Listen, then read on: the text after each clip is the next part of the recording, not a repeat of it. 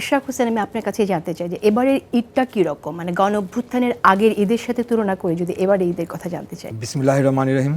প্রথমেই সবাইকে জানাচ্ছি ঈদ মোবারক। আমার সাথে আজকে যারা আলোচক বা গেস্ট যারা রয়েছেন এবং সেই সহ দেশবাসী সকলে যারা দেখবেন সবাইকে ঈদ মোবারক জানাচ্ছি।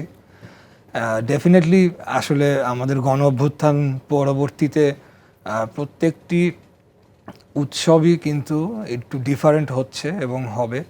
সেটা উৎসব বলি বা আমাদের ধর্মীয় যে রিচুয়ালস বা আমাদের রমজানের সময় রোজার মাস সব কিছুই একটু ভিন্ন হচ্ছে।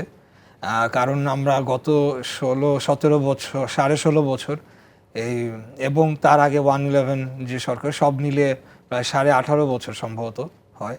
সেই সময়টা একটা গুমট দমবদ্ধ পরিস্থিতিতে আমরা যারা বিরোধী দল পরিবারের যারা সদস্যরা রয়েছি, বিরোধী দলই আমি বলতে চাই, কারণ এটা শুধু not limited to only BNP, এর মধ্যে সকলে যারা বিরোধী মত পোষণ করেছেন এবং সাংবাদিক সহ সকলেই যারা বিভিন্ন সময় খুনি স্বৈরাচারী ফ্যাসিস্ট হাসিনা সরকারের বিরুদ্ধে কথা বলেছেন, তাদেরকে ভয়াবহ নির্যাতনের মধ্যে দিয়ে যেতে হয়েছে, তা আমরা সকলেই জানি। আমার সাথে হুম্মাম ভাই আছেন, উনি এটার একজন বড় ভিকটিম এবং ইন্টারন্যাশনালি ওনার ব্যাপারটি আলোচিত একটি ঘটনা।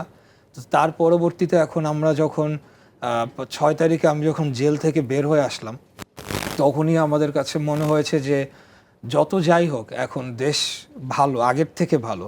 এবং আমরা যখন রাস্তা দিয়ে হাঁটি বা বাসায়ও যখন একাও বসে থাকি, তখনও মনে হয় যে একটা মুক্ত স্বাধীন দেশে আমরা বসবাস করছি। এই ফিলিংটা একটু ডিফারেন্ট। তো সেই অনুযায়ী আমি বলবো যে আজকে এবার আমাদের ঈদটা যে একটা মানুষের মনে একটা স্বস্তি এবং তাদের মধ্যে যে একটা নাগরিক হওয়ার একটা ফিলিং যেটা তৈরি হয়েছে, সেটা যাতে চিরকাল স্থায়ী হয় এবং আর কোনো দিন যাতে আমরা ওই ফ্যাসিবাদের হাতে বাংলাদেশ না পড়ে বা কোনো কর্তৃত্ববাদী শাসনের মুখে যাতে বাংলাদেশে জনগণকে না পড়তে হয়, সেটাই আমরা আগামী দিনে আমাদের লক্ষ্য। আমরা সেই অনুযায়ী কাজ করে যাবো ইনশাআল্লাহ। ধন্যবাদ আশিস, ধন্যবাদ। রুমিন ফারহানা, আপনার কাছে জানতে চাই। এই ঈদটা নানান দিক থেকেই একদমই ভিন্ন। আমার কাছে মনে হচ্ছে যে দীর্ঘ 15 বছর, তার আগে 1/11-এর 2 বছর বাংলাদেশের মানুষ আসলে ভালো ছিল না, স্বস্তিতে ছিল না। আমি যদি জাস্ট আগের বছরের ঈদটার কথা একটু স্মরণ করি, আমার মনে আছে ঈদের দিন সকালবেলা আমার এলাকা থেকে একজন কর্মীর ওয়াইফ ফোন করে হাউমাউ করে কাঁদছিলেন যে আপা, আমার স্বামীকে এইবারও জামিন তো হলো না, ওর ঈদে আমরা মানে ও জেলে, আমি জাস্ট দেখে এসে আপনাকে টেলিফোন করলাম। ঈদগুলো না ঈদ ছিল না জেসিন আপা, একদমই ঈদ ছিল না। একটা রুটিন মাফিক আমাদের ঈদ আসতো, রুটিন মাফিক ঈদ চলে যেত। ঈদের যে আনন্দ, ঈদের যে উচ্ছ্বাস, এটা ছিল না। তো এত বছর পর মনে হচ্ছে স্বাধীন এবং মুক্ত বাংলাদেশে আমরা ঈদ করছি।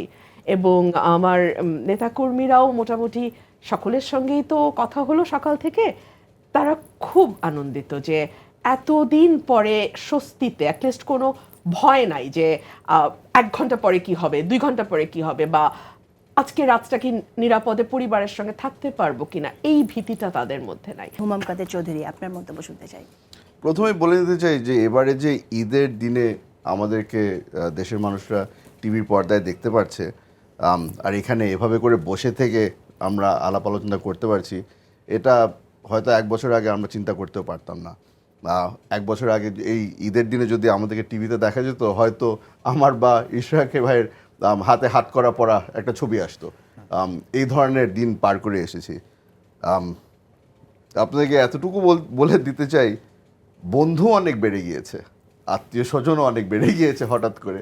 এখন দেখা যাচ্ছে যে যাদের সাথে অনেক দিন ধরে যোগাযোগ ছিল না, হঠাৎ করে বের হয়ে এসেছে যে এখন ঈদ মুবারক করব আপনার সাথে, আপনার বাড়িতে চলে আসলাম।